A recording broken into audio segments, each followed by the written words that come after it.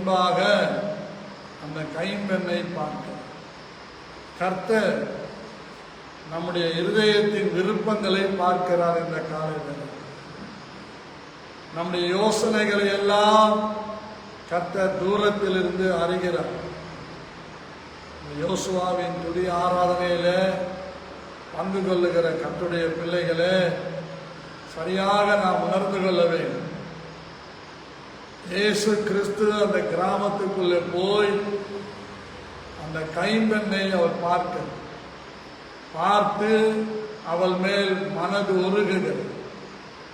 அவளை பார்த்து மனதுருகி பாடையை தொடுகிறார். தொட்ட பிறகு வாலிபனை எழுந்திரு என்று சொல்லுகிறார். எழுந்திருந்த பிறகு அவனை அவன் தாயினிடத்திலே ஒப்புக் கொடுக்கிறார். எவ்வளவு மகிமையான தேவன் தான்! இன்றைக்கு நம்முடைய வாழ்க்கையில என்ன சூழ்நிலையோடு இருக்கிறோம், என்ன போராட்டங்களோடு இருக்கிறோம், என்ன பரிதவிப்புகளோடு இருக்கிறோம் என்பதை நாம் சற்று நிதானிக்க வேண்டியது அவசியமாகிறது. நமக்கு என்னது தேவை என்று நம்முடைய தேவன் அறிந்திருக்கிறார். ஆகவே இந்த வாலிபனை அடக்கம் பண்ணும்படியாய் கொண்டு போகிறார்கள். ஒரு கூட்டம் அழுது கொண்டே வருகிறார்கள் அந்த பெண்ணின் பின்னால். ஆனால் தேவன் பாடையிலே கொண்டு போகிறார். துக்கத்தோடு வெளியே வருகிற ஒரு கூட்டத்தில் லபிக்க இந்த கடைசி நாட்களிலே தேவனுடைய பிள்ளைகள் நம்முடைய துக்கம் எல்லாம் சந்தோஷமாய் மாற வேண்டுமானால் நம்முடைய வீட்டின் பிள்ளைகள் ரட்சிக்கப்பட வேண்டும். நம்முடைய வீட்டின் பிள்ளைகள் ரட்சிக்கப்பட்டால் அவர்கள் எல்லா விதத்திலும் செட்டில் ஆவார்கள். அவங்களுக்குள்ளே ஒரு ஒழுங்கு வந்து, ஒரு கிரமம் வந்துவிடும். ஒரு பெரிய நடைமுறையான அனுபவங்களுக்குள்ள அவர் வந்து விடுவார்கள். அவர்களை நாம் நடத்த வேண்டியதில்லை, அவர்கள் ஆண்டவரை முன்னிட்டு நடந்து போவார்கள். இப்படி துக்கத்தையும் வேதனையையும் வைத்து கொண்டு நானும் இயேசுவை தேடுகிறேன் என்றால் அது கூடாத காரணம். ஆகவே துக்கத்தை வெளியே தள்ள வேண்டும், அதை புறம்பாக்க வேண்டும், பயத்தை புறம்பாக்க வேண்டும், திகிலை புறம்பாக்க வேண்டும். அன்பிலே பயமில்லை. அன்பு ஒரு காலம் பயமடையா. பூரண அன்பு பயத்தை புறம்பே தள்ளும். இயேசு கிறிஸ்துவை பற்றி அன்பு துக்கத்தை வெளியே தள்ளும், கவலைகளை வெளியே தள்ளும், வேதனைகளை வெளியே தள்ளும். இந்த இயேசு கிறிஸ்துவினுடைய அந்த பிரசன்ஸ் எந்த இடத்துல வருகிறதோ அந்த இடத்துல மரணங்கள் மாற்றப்படுகிறது என்பதை தான் இந்த காலை வேளையில் சொல்லுகிறது. எதுவரைக்கும் நீ படுத்து கிடப்பாய், எதுவரைக்கும் நீ மரித்தவளை போல் இருப்பாய், எழுந்திரு என்று இந்த காலை வேளையில் சொல்லுகிறார். யோசுவாவை எழுந்திருந்து இலக்கம் பார்த்து உன் மூப்பர்களோடு போய் ஆயின் மேல யுத்தத்துக்கு போ என்று சொன்னவர் இந்த காலை வேளையில் நம்ம யுத்தத்துக்கு போக சொல்லவில்லை. நீ எழுந்திரு, பாடையில இருக்கார், மரணம் என்கிற பாடையில இருக்கார், எல்லாரையும் துக்கப்படுத்துகிற பாடையில இருக்கா, எல்லாரையும் வேதனைப்படுத்துகிற பாடையில இருக்கா. நீ மனம் திரும்பினால், வேதம் அழகாய் சொல், ஒரு மனிதன் ஒரு பாவி மனம் திரும்பினால் பரலோக ராஜ்யத்திலே மிகுந்த சந்தோஷம் உண்டாயிருக்கு. நீங்க நிறைய சுயநல கிறிஸ்தவர்கள் இருக்கிறார். அவங்க எப்படின்னா அவங்களுக்கு மாத்திரம் சாட்டிஸ்பேக்ஷனா இருப்பாங்க, மற்றவங்களுக்கு முன்னாடி நடிப்பான், மாயமா. அதனால ஒரு பிரயோஜனம் இல்லை. பகிரங்கமா பாடையை தொட்டார், வாலிபனை எழுந்திரு என்றார். அவன் எழுந்த வாலிபனை கொண்டு போய் அவன் தாயினிடத்திலே ஒப்பு கொடுக்கிறார். எத்தனை பெரிய அதிசயம் பாருங்க. இந்த காலை வேளை என்னை கேட்டுக்கொண்டிருக்கிற அன்பு சகோதரனே, நாமும் ரட்சிக்கப்பட்டவர்கள் தான், ஆண்டவரை ஏற்றுக்கொண்டவர்கள் தான், விசுவாசிக்கிறவர்கள் தான். நம்முடைய வீட்டிலே யார் துக்கப்பட்டாலும் அதற்கு நாம் பொறுப்பாளிகளாக இருக்கிறோம் என்பதை மறந்து போகக்கூடாது. என் நிமித்தமாய் என் மனைவி எப்பொழுதும் துக்கமுகமாகவே இருக்கக்கூடாது. என் நிமித்தமாய் என் பிள்ளைகள் எப்பொழுதும் துக்கமுகமாகவே இருக்கக்கூடாது. ஆகவே நான் எங்கே அவர்களுக்கு துக்கத்தை உண்டு பண்ணுகிறவனா இருக்கிறேனோ அந்த இடத்திலே என்னை நான் மாற்றிக்கொள்ள வேண்டும். அதுதான் ஆசீர்வாதம். இந்த நாயின் என்கிற கிராமத்திற்கு ஹீப்ரூவில் கிரீன் பாஸ்டியூஸ் என்று வருகிறது. அதாவது பசுமையான மேய்ச்சல். பசுமையான மேய்ச்சலான அந்த கிராமத்திலே துக்கம். பாரசீக மொழியிலே லவ்லி என்று சொல்லுகிறது. அதாவது அழகான வனப்புள்ள வடிவான என்று அர்த்தம். அப்படிப்பட்ட கிராமத்திலே ஒரு துக்கம். இன்னைக்கு நாம் வாழ்கிற இடங்களிலே நாம் யாருக்கெல்லாம் நாம் துக்கமாக இருக்கிறோம், நம்மை நாம் மாற்றிக்கொள்ள வேண்டும். அதுதான் எழுந்திரு, ஓ ஆயின் மேலே போ. இன்னைக்கு கர்த்தர் சொல்றார், நீ எழுந்திரு, நீ இருக்கிற இடத்தை விட்டு எழுந்திரு, உனக்கு இருக்கிற சூழ்நிலைகளை விட்டு எழுந்திரு. அதையே பார்த்து கொண்டிருக்காது. மேற்கொண்டு என்ன செய்ய வேண்டுமோ அதற்கு ஆயத்தப்படு. ஆயத்தமாக, ஆயத்தம் இல்லாமல் ஒன்றும் செய்ய முடியாது.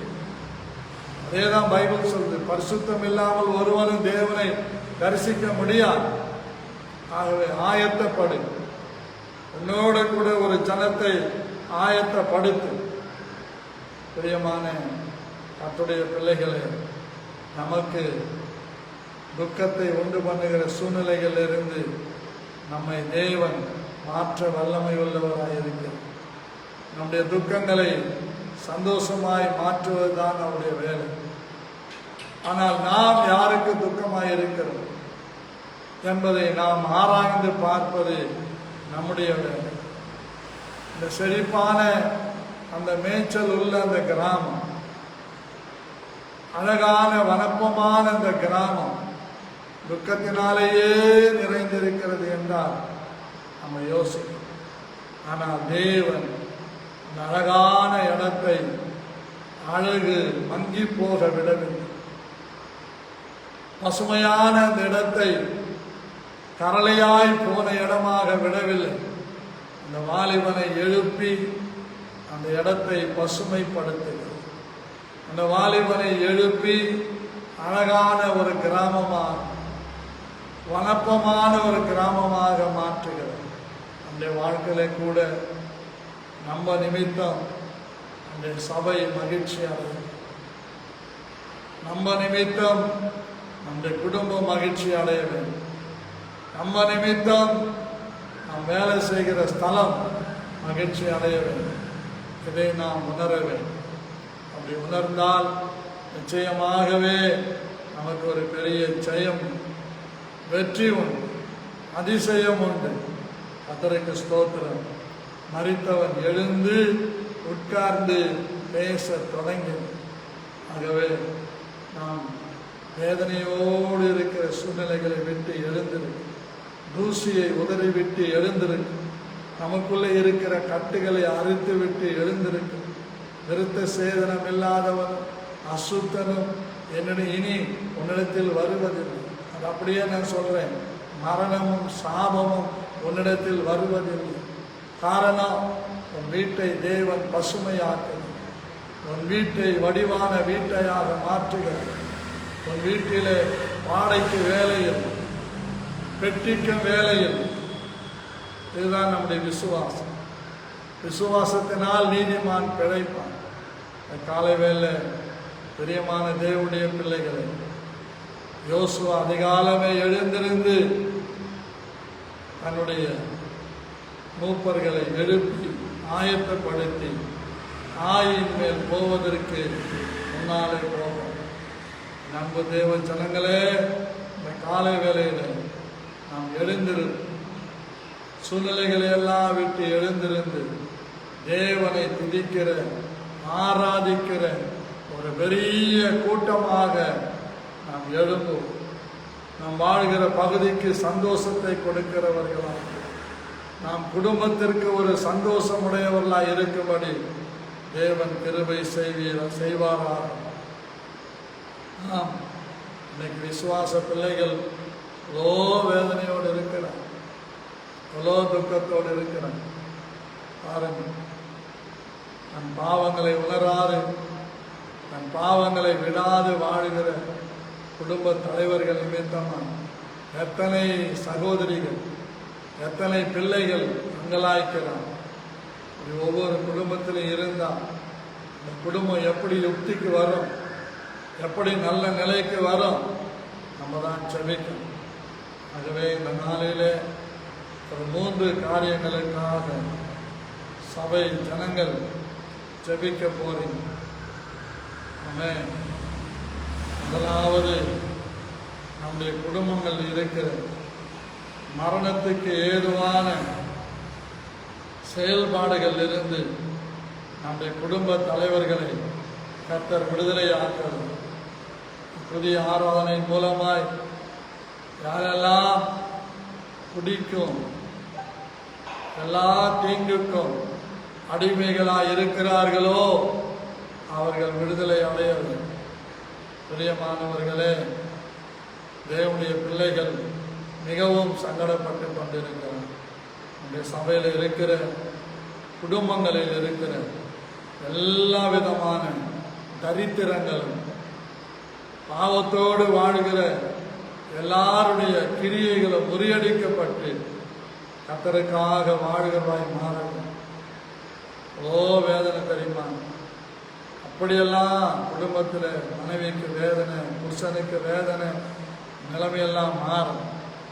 அதற்காக நாயின் ஊருக்குள் வந்த இயேசு இந்த காலவேளை எழுந்துரு, வாலிபனே பாடையிலிருந்து எழுந்து, அப்படி எழுந்திருக்கு.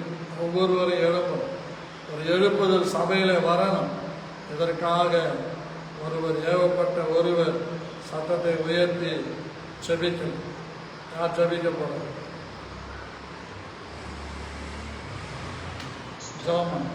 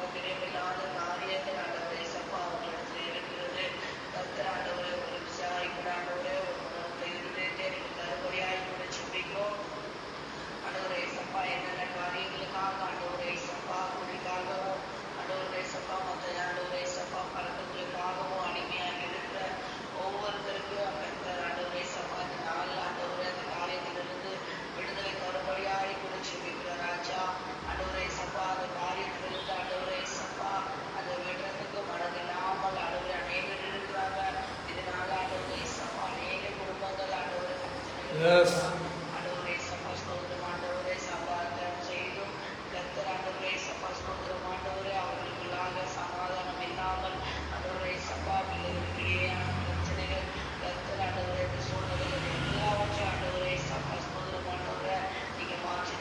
மாற்றி தருகிறார். சோமனமா பண்ணு பண்ணு.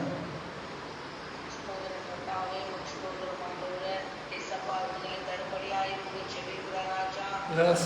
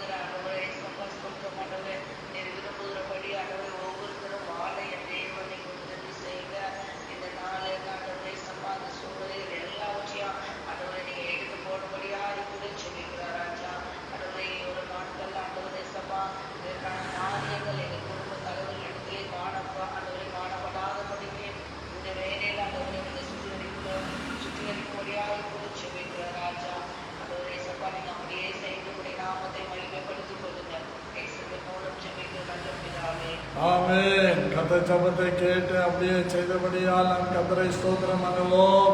ஸ்தோத்திரம் ஸ்தோத்திரம் ஸ்தோத்திரம் ஸ்தோத்திரம். அடுத்தபடியாக சபையில் இருக்கிற ஒவ்வொரு வாலிபர் தம்பிகளும் குடும்பங்களுக்கு துக்கமாய் இல்லாதபடி, பெற்றோர்களுக்கு துக்கமாய் இல்லாதபடி, அவர்கள் சபைக்கு துக்கமாய் இல்லாதபடி, அவர்கள் ஆண்டவரை ஏற்றுக்கொண்டு சாட்சியாய் வாழ்ந்து தங்கள் எதிர்காலத்தை அவர்களே ஸ்திரப்படுத்திக் கொள்ள அவர்களுக்கு வாலிப பிள்ளைகளுக்கு கர்த்தர் கிருபை தரும்படியாகவும். அடுத்து இளம் வாலிபர்கள் இருக்கிறாங்க, அவங்க ரொம்ப முரட்டாட்டமாக இருக்கிறாங்க, எது சொன்னாலும் கோச்சிக்கிறாங்க, உடனே சபைக்கு வரமாட்டேன் அப்படி இப்படின்னு போகிறாங்க. இந்த நிலையெல்லாம் மாற்றணும். அந்த நடுத்தரமாக இருக்கிற இந்த வாலிப பிள்ளைங்க, டீனேஜில் இருக்கிறவங்க. ஆகவே இந்த பிள்ளைகளுக்குள்ள இருக்கிற அந்த மூர்க்கம், கோபம் எல்லாவற்றையும் எடுத்து போட்டு சண்டே கிளாஸில் படிக்கிற கதைகள் வழியாக, வசனங்கள் வழியாக தங்களை பரிசுத்தம் பண்ணிக்கொள்ளுகிற கிருபை அந்த சபையில் இருக்கிற வாலிபர்களுக்கும் இளம் வாலிபர்களுக்கும் தேவன் கிருபை தரணும். இதற்காக ஏவப்பட்ட ஒருவர் ஜெபிக்கலாம்.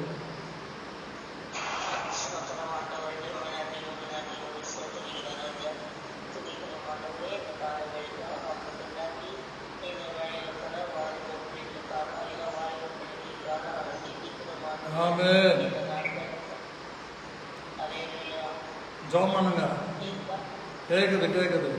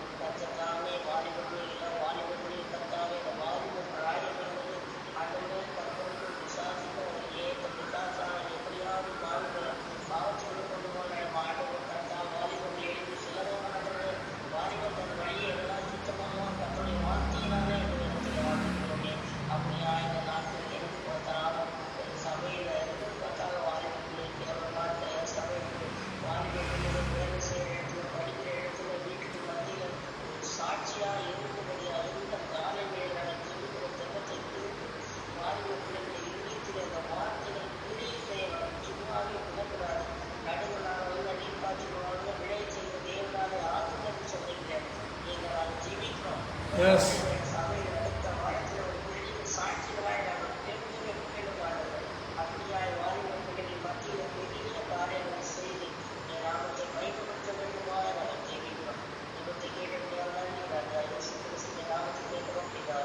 ஆமென். கர்த்தர் ஜெபத்தை கேட்டு அப்படியே செய்தபடியால் நாம் கர்த்தரை ஸ்தோத்திரம் பண்ணுவோம். ஸ்தோத்திரம் ஸ்தோத்திரம். நேற்று தினத்தில் கூட அகமதாபாத் குஜராத்தில் ஒரு போயிங் விமானம் விழுந்து 241 பேர் மரித்து போய்விட்டாங்க. ஒரே ஒருவர் அந்த எக்ஸிட் வழியாக நம்மை காப்பாற்றி கொண்டார். இப்படி நிறைய உபதிரவங்கள், போராட்டங்கள் தேசத்தில் சமாதானத்தை கெடுக்கிறது. தமிழ்நாட்டில் சமாதானத்தை கெடுத்து கொண்டிருக்கிற ஒரு கூட்டம் எல்லாவற்றையும் கர்த்தர் காற்றை அதட்டி, அலைகளை அதட்டி சமாதானப்படுத்தி படகை நடத்தினவர். நம்முடைய தேசத்திலே கூட ஆளுகிறவரால் வருகிறதான எல்லா விதமான புயல் போன்ற, அலை போன்ற காரியங்களை கர்த்தர் அதட்டி ஒழுங்குபடுத்தி தேசம் சமாதானமாய் அமெரிக்கையாக இருந்து வளர வேண்டும். இன்றைக்கு வாலிபர்கள் வேலை இல்லாமல் இருக்கிறார்கள். வேலைக்கு போனாலும் அவங்க படிப்புக்கு ஏற்ற ஊதியம் இல்லை, எங்கே பார்த்தாலும் ஒரு வறட்சி. ஆகவே இந்த நிலைமைகள்லாம் தேசத்தில் தேவன் மாற்ற வேண்டும் என்று ஒருவர் அதற்காக செபித்தார். செபிக்க போறார். Emmanuel pastor.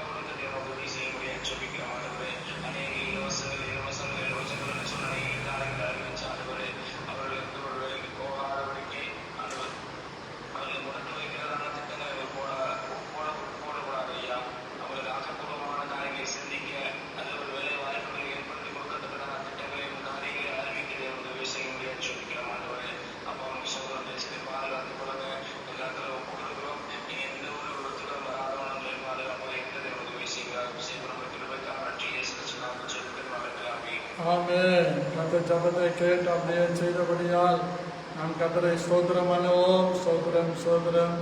அடுத்தபடியாக கடைசியாக ஒரு ஜெப குறிப்பு. நம்முடைய சபையினுடைய வேலைகள் முடியணும். நம்மளை போலவே நிறைய பேர் சபை கட்டிட்டு முடிக்காமல் இருக்கிறாங்க.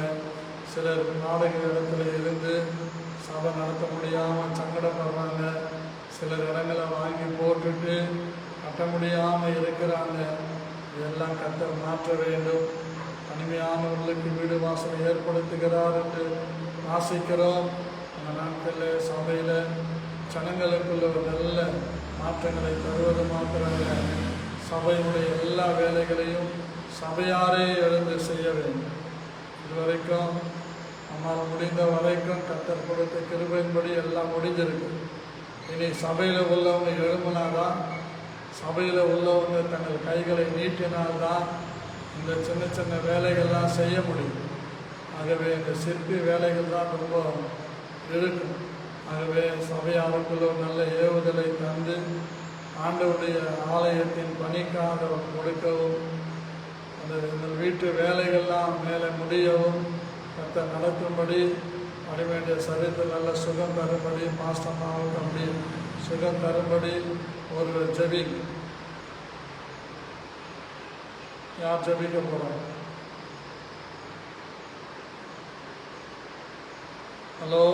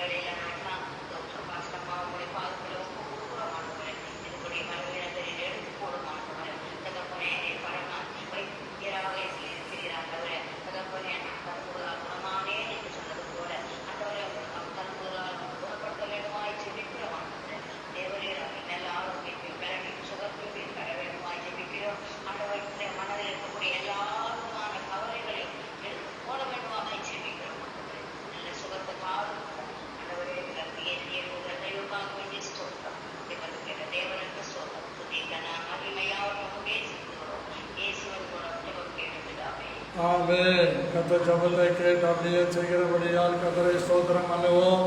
ஸ்தோத்திரம் ஸ்தோத்திரம் ஸ்தோத்திரம்.